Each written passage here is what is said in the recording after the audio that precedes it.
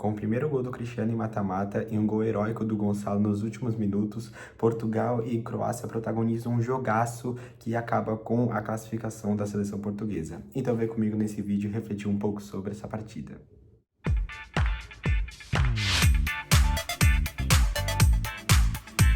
Fala galera, beleza? Tudo bem? Eu sou o Gustavo, sejam bem-vindos a mais um vídeo do canal DeFoot. E hoje, meus amigos, para falarmos de Portugal, para falarmos de Cristiano Ronaldo, que poderia ser a sua última dança, né? The Last Dance poderia ter sido hoje, mas graças a Deus que não foi. E melhor ainda, foi com tons dramáticos, com tons históricos, que Portugal consegue se classificar nos últimos minutos, mais especificamente nos 94, com um gol de um herói que eu vou pegar um momento para falar dele, e obviamente estamos falando de Gonçalo Ramos. Mas vem comigo nesse vídeo destrinchar um pouco essa partida e vamos começar pelos 11 titulares de ambas as duas equipes, né? Hoje não só trouxe Portugal, porque sim, merece o protagonismo, obviamente, mas eu também trouxe a Croácia, que de qualquer forma foi uma baita antagonista nessa partida, né? Então vamos começar com o time titular de Portugal no início dessa partida, depois eu falo das substituições. E aí os 11 titulares inicialmente foram: no gol, Diogo Costa, heróizaço. Cara, o Diogo Costa protagonizou uma das melhores partidas que eu já vi dele, assim, disparado. Que goleiro, cara. E só rapidinho, pra ressaltar. No vídeo anterior, né, o vídeo passado mesmo, da Espanha, eu trouxe um ponto aqui que eu achava que seria muito importante para as duas equipes, tanto Portugal quanto a Espanha, que elas se enfrentassem. Porque seria um divisor de águas necessário para o prosseguir desta Copa. E depois dessa partida de Portugal e anteriormente com a partida da Espanha, eu tenho certeza do que eu afirmei agora. Vai ser muito importante esse jogo, porque a equipe que passar diante dessas duas vai, assim, com certeza vai ter um casco maior depois de passar da sua adversária. Seja Espanha criando um casco ainda maior, que eu acho que convenceu mais que Portugal nessa partida, mas também um adversário um pouquinho mais fraco. Ou Portugal passar e com uma casca absurda, depois de passar da fortíssima seleção croata, e aí passar futuramente da Espanha, caso essa simulação ocorra. Então, de qualquer forma, cara, vai ser muito importante as duas equipes se enfrentarem, mas, enfim, quando eu fazer os palpites, né, das oitavas de finais, eu falo um pouquinho sobre esse jogo, tá? Mas retornando aqui, Diogo Costa, herói, tem nem o que falar. Juan Cancelo, né, o João Cancelo, ele faz uma partida que não acho uma das melhores, mas tem os seus bons momentos, mas com certeza ele já fez partidas melhores nesta Copa. Rubem Dias e Renato Veiga fechando a zaga e Nuno Mendes, né? Um lateral que é excepcional. No meio de campo, falando em excepcional e altíssimo nível, vamos só com simplesmente João Neves e Vitinha. Só isso. Só os dois melhores meias do mundo, só isso. E no ataque, aliás, no meio de campo com Bruno Fernandes, Pedro Neto de um lado e Rafael Leão do outro. Sim, Rafael Leão titular, mas a gente destrinchar o decorrer da análise. E ele na frente, o nosso Papai Cris, CR7, tem que falar, né? E aí, eu vou já destacar as substituições aqui, porque se eventualmente eu acabar esquecendo, acho que não vai ter a mesma proporção de trazer essa análise sem essas substituições, porque são muito, muito importantes.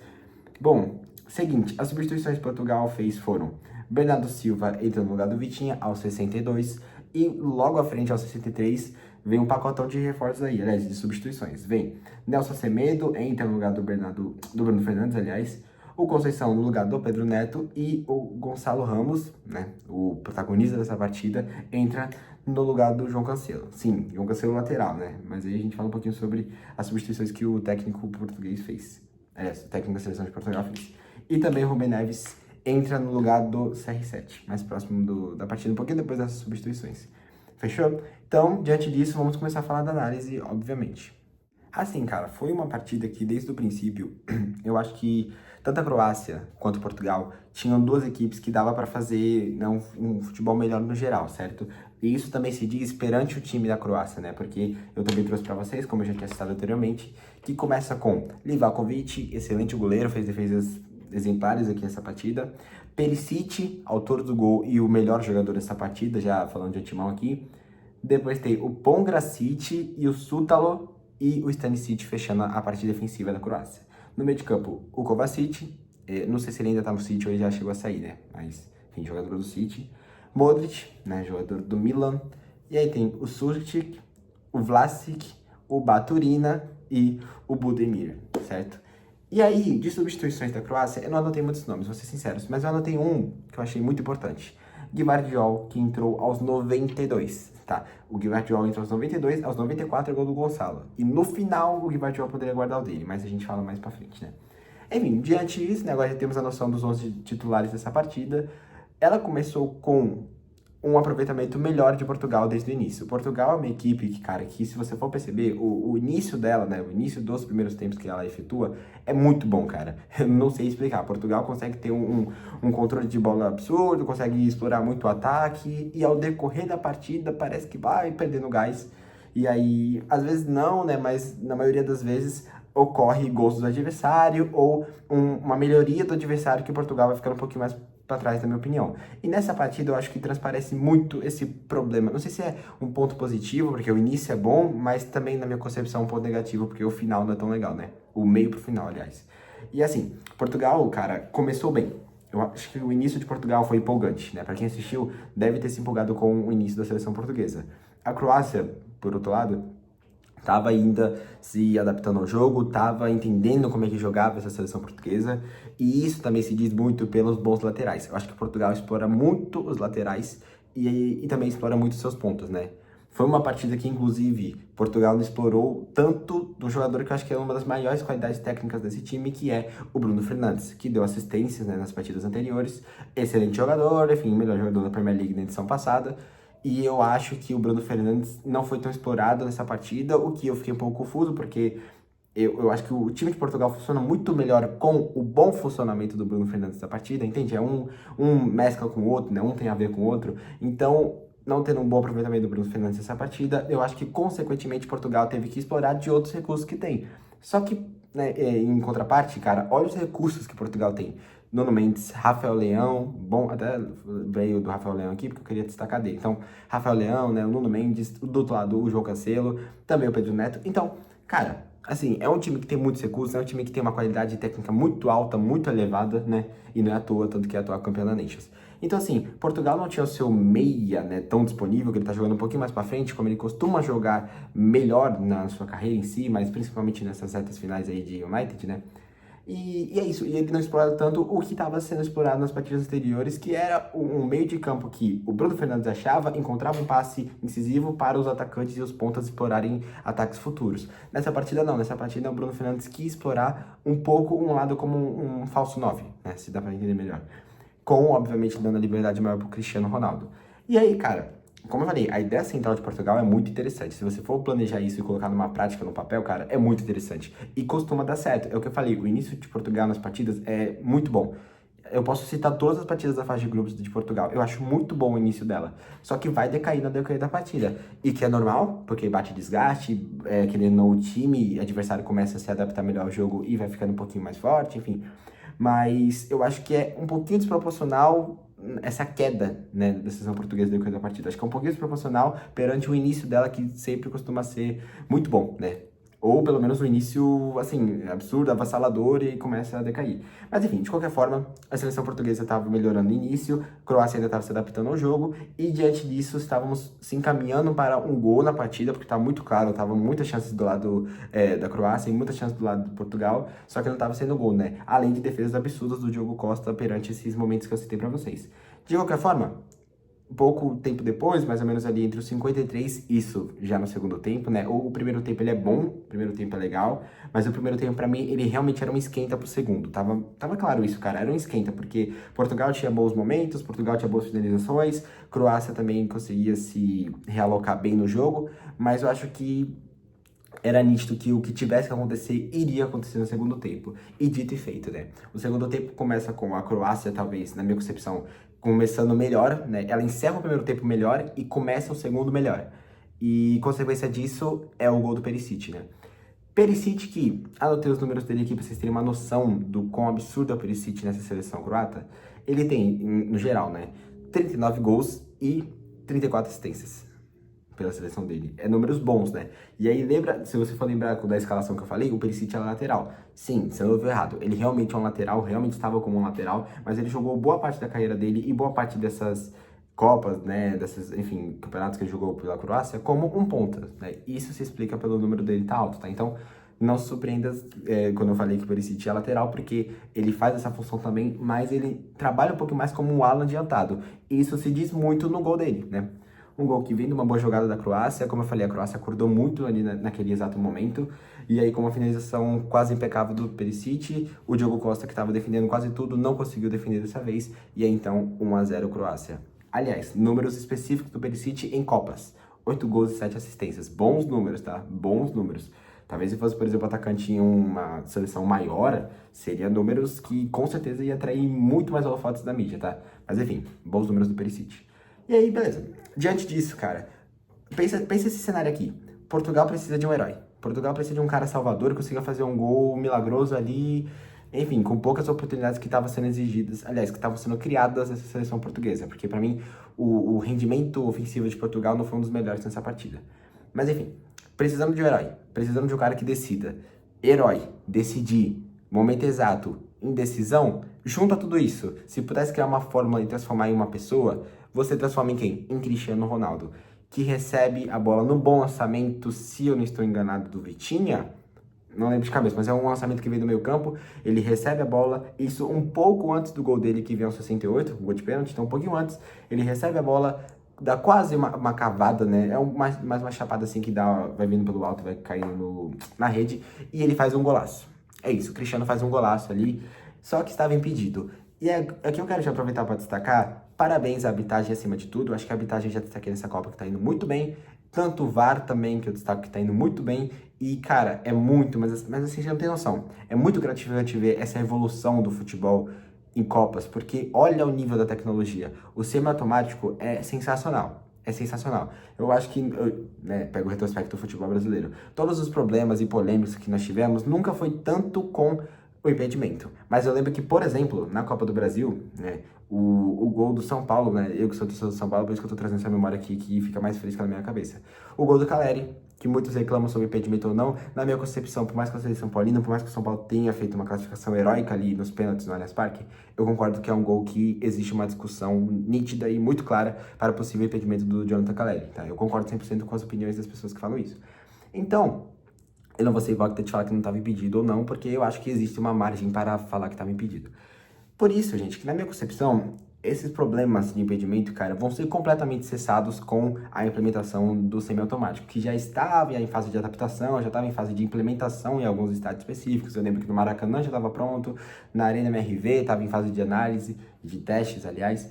Então, é legal, é muito bom saber que quando retornarmos ao futebol brasileiro, teremos, né, o semiautomático na maioria dos casos ali, né? Se não, espero que esteja em todos, né? Mas pelas confirmações não parece que vão estar em todos, mas espero que esteja em todos porque cara, é perfeito, assim, o semiautomático é sensacional. Quando o bandeirinha, que inclusive também bom destaque são os bandeirinhas nessa Copa, eles estão muito bem, cara, um olho de águia, mas quando eles mesmos já não param o lance ali, o semiautomático dispara e aí não tem erro, né? E se o VAR chegar um dia a esse nível, aí vai ser sensacional, porque não existe dúvida, não tem como se discutir com o semiautomático. Ele mostra na cara quanto o corpo do cara tava pra frente, né? Imagina nesse nível do VAR. Eu sei que aí já é uma outra história, né? Aí já é lances interpretativos, são lances muito específicos, diferente de impedimento. Então aí já é outro papo, né? Mas se um dia a arbitragem brasileira, aliás, que era o que eu tava citando um exemplo aqui, e principalmente os VARs, né? Os VARs, aliás, chegarem nesse nível, vai ser, enfim, vai ser incrível e eu espero que isso aconteça um dia, né? Mas de qualquer forma, impedimento automático apita e Cristiano Ronaldo estava impedido e tava muito, né? Meu Deus, no replay parece que tava milimétrico, mas no semiautomático tava metade do corpo pra frente. E aí, beleza, diante disso, o Cristiano Ronaldo faz um gol, não vale, só que hoje era o dia dele, não tem como. Hoje era o dia de Cristiano Ronaldo marcar o seu primeiro gol em mata-mata de Copas, né? Ele que já jogou 6 edições, se não tem nada, 2006, 2010, 14, 18, 22, 26. 6 edições, marcou nas 6, pelo menos um gol nas 6, e lembra que eu trouxe esse número pra vocês, né, um tempinho atrás? Marcou nas 6 e agora marca oficialmente seu primeiro gol em mata-mata, tá? Ele que já teve oportunidades antes, já teve pênaltis desperdiçados, né, em fase de mata-mata, mas, enfim, nunca chegou a fazer o seu gol e hoje ele faz o gol de pênalti. Pênalti esse que vem do Renato Veiga, né? Se não tô errado. Acho que o Renato Veiga que sofre o pênalti no bom escanteio, feito pelo Nuno. Não lembro, mas é um bom escanteio do lance de Portugal. Ele sofre um pênalti claro, né? Do zagueiro croata que puxa ele, agarra ele e aí, enfim, tira a chance dele de conseguir cabecear. Mesmo se fosse gol ou não ali, ele, né, desarma. Então, automaticamente, ele quebra ali um possível lance de gol. E aí, com isso, é um pênalti muito claro, um pênalti que não tem nem falar. E o Cristiano cobra e cobra muito bem, fazendo seu primeiro gol, como eu já citei, em mata-mata, certo? Isso aos 68. Agora, meu amigo, daqui pra frente, esquece, daqui pra frente é outro jogo. Diante disso, a Croácia ainda assim está melhor. Lembrando, depois do gol do Perisic, ainda teve um gol anulado da Croácia. Então a Croácia já estava melhorando, cara. Eu acho que Portugal precisa ficar de olho contra a Espanha, porque a Croácia não é uma equipe qualquer. E pra mim a Croácia jogou melhor no jogo inteiro, no panorama inteiro, tá? No geral. Mas ainda assim, Portugal também foi bom, Portugal também teve seus bons momentos, então isso é um ponto positivo, é uma esperança, né, para enfrentar a Espanha. Só que, cara, pra mim o jogo da Espanha foi muito mais regular do que o jogo de Portugal. Preocupante? Creio que não, porque cada jogo é um jogo, né? Mas é por isso que eu falei, e agora encerro esse meu ponto aqui. Esse jogo das duas equipes será muito importante para as duas equipes, muito, porque as duas estão precisando desse teste. Assim, Portugal já teve um bom teste aqui, né? Mas de qualquer forma, precisa de um teste ainda maior. E aí, até aquele momento, estávamos indo para prorrogações. Prorrogações essa que a Croácia conhece muito bem. Essa seria a sexta da Croácia, né? E nas outras 5 que ela teve na sua história, passou nas 5. Uma foi na vitória, né? Ainda no tempo regulamentar, ou seja, no tempo ainda da prorrogação, né? Nos 20 minutinhos. E a outra foi nos pênaltis. As outras 4 foram nos pênaltis. E estava se encaminhando para a sexta, só que hoje não iria acontecer isso, porque Gonçalo Ramos, como eu já citei, entraria aos 63 minutos, aliás, 63. E como eu citei, ele entra no lugar do João Cancelo, né? Nessa hora, então, dá pra entender aqui que o Roberto Martínez, ele tava fazendo alterações, cara, que era complicado. Eu consigo citar aqui 3 treinadores que, sem sombra de dúvida, tá? Nessa Copa passaram com milagres mesmo, de substituições que eles fizeram, que na minha concepção foi cagada. Menos um que eu vou citar aqui. Começando com ele, Carlo Ancelotti. Eu não acho que ele fez cagada, por isso que eu citei esse exemplo aqui. Mas foi nítido, substituições do Ancelotti fez total efeito, surgiu total efeito no Brasil, que conseguiu reverter o placar contra o Japão. Ele foi um dos mais cruciais e mais pontuais da minha concepção aqui, tá? Das substituições que ele trouxe naquela partida. Então, pra mim não é que ele foi na cagada, eu acho que ele foi muito sensato o que ele ia fazer e deu muito certo. Tanto que ele tem 5 Champions, né? Não é à toa. Certo, continuando aqui, aí a gente segue um pouquinho para Rudi Garcia, eu acho, Rudi Garcia, treinador da Bélgica, que faz as suas alterações, tira o Lukaku, tira o Doku, eu trouxe o vídeo da Bélgica, falei sobre isso. E aí, pra mim, aí sim é mais um tom de vamos na fé, né, o que eu falei no vídeo, vamos por tudo ou nada, e deu certo, né? Deu certo com o gol do Lukaku, 2 gols do... Sabe, Mix? Não lembro agora de cabeça, mas né, teve a virada ainda no finalzinho da Bélgica de pênalti, e aí a Bélgica avança. E agora eu cito o Roberto Martínez, que aí, na minha concepção, ele faz alterações bem complicadas, bem polêmicas, mas dá certo, tanto que Portugal avançou, certo? E aí, como eu falei, Portugal avançou com, nos 94, o gol do Gonçalo Ramos. Gonçalo Ramos, esse aqui com certeza vai virar um meme, porque o cara tem autoestima lá em cima, e não é à toa, né? É campeão de Champions, faz gol decisivo, já teve hat-trick em oitavas de finais. É isso, o cara é completamente decisivo. Ele tem 4 gols em Copas, todos em mata-mata, só isso. E todos os gols dele, importantíssimo a classificação de Portugal, importantíssimo, gols cruciais. E aí ele faz o gol de cabeça depois do bom cruzamento do Rafael Leão, que o cara cruza sorrindo. É absurdo, é absurdo. Mas ele cruza sorrindo e a Croácia chora enquanto isso, porque o Gonçalo Ramos faz o seu gol que até aquele momento estaria levando a classificação de Portugal. Lógico, iria se encerrar dessa forma, mas naquele momento nós não estávamos contando com o último lance aos 105 minutos, que aí depois vira 20, né, porque o árbitro dá muito tempo a mais do que esse. Ele já estava dando tempo a mais, né, já tinha batido o tempo naquele lance que queria correr o gol do Gvardiol, mas ele ainda dá mais tempo depois disso. E aí, falando sobre o gol do Gvardiol, um lance que segue ali pela ponta, se não estou enganado, o Perisic cruza, mas aí foi com o eletrocardiograma, né, que é uma tecnologia nova que está se aderindo aí nesta Copa do Mundo, que eu também espero que venha junto com o semiautomático e mais algumas, se né, porventura vier para o futebol brasileiro, porque ela foi crucial aqui. Mas assim, crucial, se não fosse ela, a Croácia tinha passado, ou pelo menos tinha levado para a prorrogação, né?